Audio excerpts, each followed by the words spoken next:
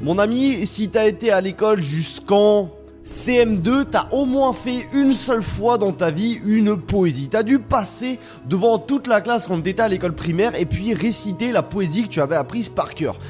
Et dans cette vidéo, eh bien, je vais te montrer que c'est pas forcément la meilleure idée d'apprendre tes textes par cœur. Je vais te donner plein de raisons qui font que, voilà, ça t'handicape énormément le fait d'apprendre tes textes par cœur quand tu dois prendre la parole en public, quand tu dois, je sais pas moi, passer un entretien ou peu importe finalement ce que tu dois faire quand tu dois prendre la parole finalement. Et je vais te donner trois solutions plutôt, qui vont te permettre, eh bien, de ne pas apprendre tes textes par cœur, mais qui vont quand même te permettre, eh bien, de pouvoir faire comme si t'apprenais tes textes par cœur, tellement tu seras bon en improvisation et tellement tu seras bon en prise de parole, ok? Donc, eh bien, j'espère que le programme t'enflamme bien, parce que moi, ça m'intéresse énormément ce qu'on va voir aujourd'hui. Donc, traite de bavardage et on est parti directement pour cette vidéo. Parce que oui, tu sais très bien que à l'école, on t'a toujours dit qu'il fallait que tu apprennes tes textes par cœur. Mais le problème, c'est quoi? C'est que le jour où on t'enlève ton texte, le jour où tu te retrouves face à une situation voilà, qui n'a rien à voir, mais voilà, dans laquelle tu ne t'es pas entraîné, et le problème, c'est quoi? C'est que tu te retrouves bien dans la merde. Souviens-toi, peu importe le premier entretien oral que t'as fait, le premier oral que t'avais pas très bien préparé, souviens-toi comment tu t'es décomposé quand t'as découvert le sujet, ou quand quand tu t'es rendu compte que tu ne maîtrisais absolument pas le sujet. Souviens-toi, on va prendre l'exemple de l'école, parce qu'on a tous été à l'école jusqu'en CM2 ou jusqu'au collège au moins. Et regarde, quand t'étais à l'école, que t'as eu un oral, et que tu te souviens que tu savais pas du tout comment fonctionnait tout ça, comment ça fonctionnait le sujet de ton examen, comment fonctionnait pas forcément un examen, hein, ça peut être une petite évaluation comme ça. Souviens-toi de ce moment où tu t'es décomposé, où t'es devenu un légume, tellement tu t'es dit merde, je maîtrise pas mon truc, t'es devenu tout rouge, t'étais vraiment pas bien quoi. Et en plus, je te laisse pas imaginer comment t'as dû te faire engueuler par ton professeur de l'époque. Donc tu l'imagines bien, c'est loin d'être la meilleure solution, alors qu'encore une fois, il existe plein de méthodes. Et enfin, je veux dire, ça paraît logique, mais c'est un petit peu comme si t'enlevais les chaussures de foot à un joueur de foot, justement. Et toi, finalement, quand t'avais ton texte que t'apprenais par cœur, justement, c'était comme si on enlevait les chaussures à un joueur de foot. T'arrivais pas à te débrouiller, t'arrivais pas à parler quand tu n'avais pas ton texte et que tu devais être comme ça en train de lire ton texte. Et ça, c'est malheureux. Et le problème, c'est qu'à l'école, on t'a toujours appris à faire ça. On t'a toujours appris à apprendre ton truc par cœur, à travailler comme un malade. Souviens-toi, regarde, on va continuer avec l'école là, parce que c'est très intéressant. Quand t'étais en cours d'anglais, on t'a toujours dit apprends les mots par cœur. En cours de peu importe ce que t'as fait en LV2, que ce soit espagnol, allemand ou une autre langue, on t'a toujours dit pareil d'apprendre des mots par cœur. Quand t'étais en maths, apprends des formules par cœur. Quand t'es en français, apprends les formules de certains trucs par cœur aussi. Et finalement, des fois t'as pas le choix, enfin je veux dire, pour retenir une formule de maths, t'as pas le choix de la connaître par cœur. Pour connaître un mot d'anglais, des fois t'as pas trop le choix de le connaître par cœur, même s'il y a des méthodes aussi qui existent. Mais à un moment donné, c'est vrai qu'on n'a pas le choix de passer par là. Mais par contre, pour t'exprimer à l'oral, pour préparer juste une présentation, pour présenter quelque chose, un projet à l'oral, sans finalement trop de préparation, t'as pas besoin d'avoir un texte que tu connais par cœur, ou t'as pas besoin de lire une feuille, de lire un papier, peu importe, t'as pas besoin de tout ça. Ce qui compte, c'est d'avoir les compétences nécessaires. Et en plus, ça a zéro intérêt, on va pas se mentir. Regarde, quand t'étais à l'école, j'aime bien l'école, on va continuer sur cet exemple de l'école, c'est super intéressant. Quand t'étais à l'école, on te disait toujours, apprends par cœur. Et si t'apprenais pas par cœur, ce que t'avais tendance à faire, des fois, c'est tricher. Moi, combien de fois je l'ai fait, avoir des trucs décrits sur ma main, ou je sais pas moi, demander vite fait en douce, est-ce que t'as la réponse, s'il te plaît? On se souvient tous d'un moment comme ça quand on était à l'école, on l'a tous fait. Me dites pas le contraire, on l'a tous fait une connerie comme ça. Et à un moment donné, le problème c'est quoi? C'est que oui, sur le court terme, ça va t'apporter des résultats. Si tu connais ton texte par cœur, oui, sur le court terme, ça va t'apporter des résultats, parce que, tu vas peut-être réussir à obtenir ce que tu voulais. Mais sur le long terme, c'est quoi le problème? C'est que, oui, par exemple, si on reprend l'exemple de la triche. Oui, t'as triché, oui, tu vas avoir une bonne note. Sauf que à l'examen, quand ce sera beaucoup trop risqué de tricher, tu vas être dans la merde. Et finalement, quand t'apprends tes textes par cœur, ça camoufle un petit peu le fait que t'es nul à l'oral et que t'arrives pas à t'exprimer correctement à l'oral. Donc oui, sur le court terme, ça peut être intéressant parce que tu vas obtenir les résultats. Mais sur le long terme, tu vas tellement être nul à l'oral que quand tu vas te retrouver dans des situations un petit peu périlleuses, entre guillemets, tu vas être nul, et tu vas finalement te retrouver dans une situation qui est encore pire que si tu n'avais pas triché ou si tu n'avais pas appris ton texte par cœur. Donc ça, à un moment donné, c'est malheureux, et moi je vais te demander une chose, c'est d'arrêter d'apprendre tes textes par cœur. Arrête s'il te plaît d'apprendre tes textes par cœur, et je vais te donner la solution. La solution finalement est tient en un seul mot. Enfin, plusieurs en théorie. La solution, c'est quoi ? C'est de rendre les choses faciles. Si tu arrives à rendre l'improvisation facile, bah forcément t'auras aucune difficulté après à t'exprimer. Alors tu te dis bah ouais, mais c'est plus facile à dire qu'à faire, s'exprimer correctement, c'est la peur numéro 1 des gens. Parce que oui, si tu ne le sais pas, les gens sur cette planète ont plus peur de parler en public que de mourir. C'est la peur numéro 1 des gens, j'ai du mal à y croire, mais il y a des études qui ont montré ça, c'est quand même dingue quoi. Donc, à un moment donné, oui c'est difficile de le faire, mais si tu as les bonnes méthodes, là tu peux vraiment rendre ça facile, et la prise de parole en public ça peut vraiment être simple. Aujourd'hui je vais te donner, alors attends que je me trompe pas, oui c'est ça, 1, 2, 3 étapes. 3 étapes que je vais te demander de faire, et si tu arrives à les mettre en place dans ta vie, eh bien vraiment je me fais aucun problème pour toi, je me fais vraiment aucun souci pour toi, ok ? Donc, première étape que tu vas devoir faire. C'est très important, et je pense que tu le sais très bien, mais c'est important de te le répéter, cette étape-là, c'est un petit peu, ça peut paraître un petit peu évident, mais finalement le fait de le réécouter, le fait de le réentendre, ça peut vraiment t'aider. Cette première étape, c'est tout simplement de faire les choses progressivement. Si tu fais les choses progressivement dans ta vie, si tu fais les choses finalement dans n'importe quel domaine, là je te prends le domaine de la prise de parole en public, d'apprendre ton texte par cœur, mais forcément, si tu fais pas les choses progressivement, ce sera plus difficile. Et là, par exemple, si on reprend l'exemple d'apprendre un texte par cœur, eh bien, au lieu d'apprendre ton texte par cœur, je sais pas, le 1er du mois et le 2 du mois, eh bien, donc c'est-à-dire le lendemain, tu n'apprends pas du tout ton texte, tu ne connais absolument pas comment ça marche, bah forcément, tu vas te retrouver un petit peu en difficulté. Moi, ce que je vais te demander de faire, par exemple, pour y aller progressivement, ce que tu peux faire, c'est bon, admettons que hier, t'as appris un texte par cœur et t'as dû passer à l'oral, et puis voilà, tu connaissais ton texte par cœur, voilà.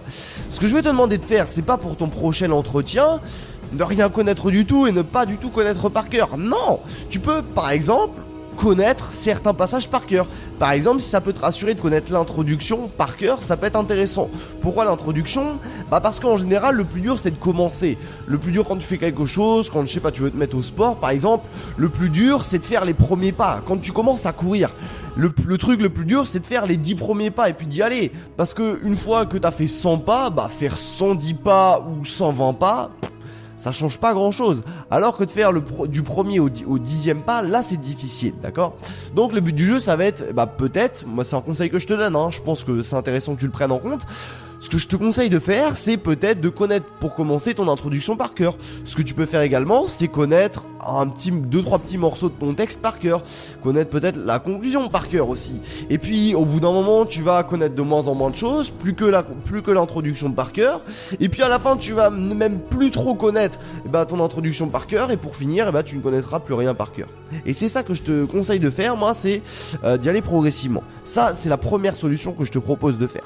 Deuxième solution que je vais te proposer de faire et qui est très très bien, que moi je fais d'ailleurs hein, pour te parler pendant ces vidéos, c'est que moi je connais pas du tout mon texte par cœur. Là tu vois bien, de toute façon je regarde la caméra depuis tout à l'heure, mon petit bout de feuille, tu me vois loucher de temps en temps comme ça, mais c'est très rare, tu vois. Moi ce que je te conseille de faire, c'est de faire des petits, ce qu'on appelle des bullet points. Des bullet points c'est quoi ? C'est un peu comme le chargeur d'un ordinateur, d'accord ? C'est-à-dire que c'est un petit peu ton carburant.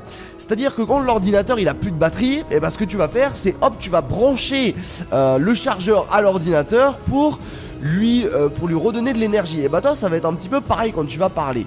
C'est-à-dire que tu vas parler et puis quand t'as plus d'idée, bim, tu jettes un petit coup d'œil à ton petit bullet point. Et là, hop, ça te redonne une idée. Alors, ah oui, j'ai oublié d'expliquer ce que c'est les bullet points pour ceux qui savent pas ce que c'est. C'est très simple. Tu vas prendre une feuille, un post-it, peu importe, et tu vas juste écrire 2-3 petits mots qui ont un rapport. Par exemple, moi là ce que j'avais noté sur mon petit bullet point, j'ai marqué parler de progressivement, donc ça c'était la première étape. Deuxième chose que j'avais noté, c'est parler des bullet points, et finalement c'est ce que j'ai fait, tu vois. C'est-à-dire que j'ai pu résumer une vidéo qui va durer 10 minutes à peu près en un petit bullet point de quelques mots. Et c'est ce que je te recommande de faire aussi. Ça peut vraiment te rassurer et ça peut vraiment te permettre de voilà, ne pas faire trop d'erreurs et pouvoir improviser plus facilement. Regarde, prends l'exemple de moi. Ça fait presque 10 minutes que je suis en train de te parler. J'ai pas fait de coupure sur ma vidéo. Après j'aurais pu en faire pour dynamiser un peu le truc. Mais ce qui compte, c'est encore une fois de rendre ça facile. Pour moi ça devient facile là. Je me suis entraîné à ne plus connaître mes textes par cœur. Je me suis entraîné à voilà, mettre quelques bullet points. J'en mets vraiment pas beaucoup. Vraiment c'est un petit peu... Comment t'expliquer ça? C'est un petit peu vraiment des petits trucs pour rendre ça facile. Encore une fois, c'est ça vraiment ce qu'il faut que tu comprennes dans cette vidéo. Troisième chose que j'aimerais te donner, pardon, c'est pas la première chose, c'est la troisième chose. Troisième chose que je voulais te donner, eh bien c'est tout simplement d'avoir un support visuel. Qu'est-ce que j'appelle un support visuel? Eh ben c'est très simple, regarde. Ça, je m'en suis servi comme support visuel. C'est-à-dire que je t'ai dit, quand je t'ai parlé de bullet point, eh ben j'ai pris mon crayon et puis j'ai fait mine de dessiner ça. Et le fait d'avoir des supports visuels comme ça, de faire un, je sais pas moi, un diaporama, de dessiner sur une feuille de papier, de, j'en sais rien, moi, jouer avec ton crayon, faire des, voilà, je sais pas, faire des trucs avec tes mains. Voilà, il y a plein de choses que tu peux faire pour avoir un petit support visuel. Et ben ça va vraiment te permettre de rendre ça beaucoup plus facile. Le fait d'exprimer un petit peu, et ben ça va te permettre d'expliquer les choses qui sont peut-être un peu compliqué à faire comprendre avec des petites mimiques, avec des petits dessins, avec des petites choses comme ça, même un diaporama, hein. Et ça peut vraiment être génial. C'est un petit peu comme la souris de l'ordinateur. La souris de l'ordinateur, bah, ça te permet de faire des choses qui voilà, ne sont pas possibles si t'avais que le clavier. La souris, ça va vraiment te permettre de rendre les choses beaucoup plus simples. Et toi, c'est ce que je vais te demander de faire vraiment, c'est... Si tu veux, hein, c'est vraiment pour commencer. Encore une fois, à la fin, t'auras même plus besoin de support tellement tu expliqueras facilement, ok ? Après ça peut toujours servir, même les gens qui expliquent très bien. Moi par exemple dans mes formations j'explique tout le temps avec un petit crayon pour dessiner pour que les gens comprennent mieux. Mais t'es pas obligé de faire comme ça, ok? Donc voilà, ceci étant dit, moi je pense que ouais, je t'ai bien expliqué les 3 étapes. Donc on va répéter un petit peu tout ce qu'on a vu dans cette vidéo. Je vais te réexpliquer un petit peu les 3 étapes pour bien que ça rentre bien dans ton cerveau. La première étape que tu dois respecter absolument, c'est faire les choses progressivement. Si tu fais les choses progressivement, ça va être beaucoup plus facile pour toi dans ta vie, d'accord? Deuxième chose que tu dois faire, c'est bien évidemment faire des bullet points. Ça c'est un truc que je te recommande vraiment tout le temps. On t'en voudra jamais si t'es sur une chaise et puis que t'as noté 2-3 trucs sur une feuille pour te rassurer. On t'en voudra jamais. Là regarde, moi j'avais mes bullet points sur moi pendant la vidéo. Tu t'en es même pas occupé, ça t'intéressait pas du tout. Ce qui compte c'est que voilà, ça fasse naturel. Parce que quand tu connais un texte par cœur, par exemple, je sais pas moi, quel texte que tout le monde connaît par cœur, quel texte que tout le monde connaît par cœur. Laisse-moi réfléchir un instant. Je sais pas moi, Maître Corbeau sur un arbre perché tenait dans son bec un fromage. Maître Renard, par l'odeur alléchée, lui tint à peu près ce langage. Et bonjour Monsieur du Corbeau, que vous êtes joli, que vous me semblez beau. Ça n'a aucune saveur de connaître un texte par cœur là. Tu vois, je t'ai récité une fable de La Fontaine. C'est comment ça s'appelle, le corbeau et le renard. Ça n'a aucune saveur. Le fait de connaître un texte par cœur, ça n'a aucune saveur. Et le fait justement d'arriver à jouer avec des bullet points, jouer avec le support aussi, bah ça peut vraiment énormément t'aider, d'accord? Donc j'espère que cette vidéo t'aura plu. Mais juste avant que, on termine cette vidéo, j'ai un petit truc à te demander, c'est tout simplement de t'abonner à cette chaîne YouTube pour ne surtout pas bien manquer tout ce qu'on verra à l'avenir sur cette chaîne YouTube, pour ne pas manquer toutes les nouvelles vidéos. Je te parle tous les jours sur cette chaîne YouTube de prise de parole, que ce soit en public, pendant des entretiens, peu importe, je t'apprends à enfin réussir à parler, d'accord? Donc on parle de ça sur cette chaîne YouTube. Si tu veux aller beaucoup plus loin avec moi, si toi tu veux vraiment te former et passer à l'action massivement, bah moi ce que je te conseille de faire, c'est de suivre ma formation. C'est une formation qui est 100% gratuite, c'est un challenge sur 4 jours, d'accord? T'as juste besoin, tous les matins de regarder dans ta boîte mail une nouvelle vidéo dans laquelle je t'explique une nouvelle chose sur la prise de parole en public pour te libérer de la peur de parler en public. Moi je te conseille vraiment de suivre cette formation qui est 100% gratuite. C'est un challenge qui se déroule sur 4 jours, ça te prend en tout moins d'1 heure je crois, donc c'est vraiment très facile à assimiler. Donc tu auras le lien de cette formation en description de cette vidéo. Ce que je t'invite également à faire, c'est que je t'ai préparé un sondage pour mieux te connaître, parce que sache que voilà, au moment où moi je te poste cette vidéo, cette chaîne YouTube est toute nouvelle, donc je te connais pas encore très bien. Je ne sais pas trop si t'es un entrepreneur, un cadre, un étudiant, je ne sais pas trop qui tu es finalement. Et moi ça m'intéresserait vachement de connaître un petit peu qui tu es. Comme ça, eh bien ça me permettra de te faire des vidéos qui seront beaucoup plus adaptées à toi et des vidéos qui t'apprendront beaucoup plus de choses, d'accord? Donc voilà, ceci étant dit, j'espère que cette vidéo t'aura plu. N'oublie pas, étape numéro 1, abonne-toi. Étape numéro 2, prends la formation gratuite. Et étape numéro 3, remplis le sondage. Je te remettrai également le lien en description de cette vidéo. C'était Léo Dima, pardon, j'ai bégayé là, je la refais. C'était Léo Dima et je vous dis à très bientôt dans une nouvelle vidéo.